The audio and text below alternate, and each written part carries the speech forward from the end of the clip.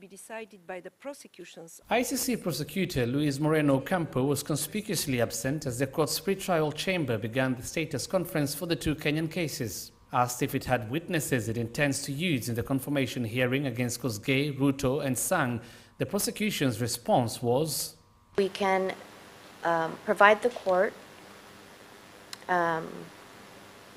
with no more than 10 live witnesses. That would be our approximation at this time." The 10 witnesses will give statements in 4,700 pages. In the case against Kenyatta, Muthaura and Ali, the prosecution intends to call 10 live witnesses. The 10 will give statements in 3,100 pages. When the same question was put to the defense teams, it was another chance for them to express their frustrations with lack of evidence. Until we have disclosure, we're really not in a position to know which parts of the prosecution case are parts that we would contest and contest through oral testimony. And whilst the prosecutor is the trigger for all disclosure, the defense aim to fire back. But in order to fire back, we need to see a target, and that requires disclosure. Madam President, we propose to call live witnesses in rebuttal to what the prosecution evidence will have brought out. Tentatively, we may call 15 witnesses.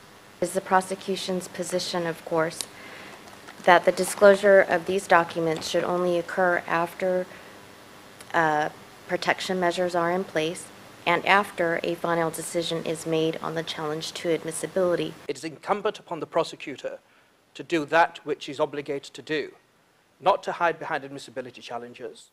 Judge Ekaterina Trendafilova is yet to rule on whether or not to grant Ocampo his request not to disclose evidence yet. And the chamber is going to take a decision quite soon. The prosecution further said it intended to give 185 items, including documents to Ruto, Kosgei and Sang's defense teams for inspection, and 219 documents for Kenyatta, Ali and Muthaura.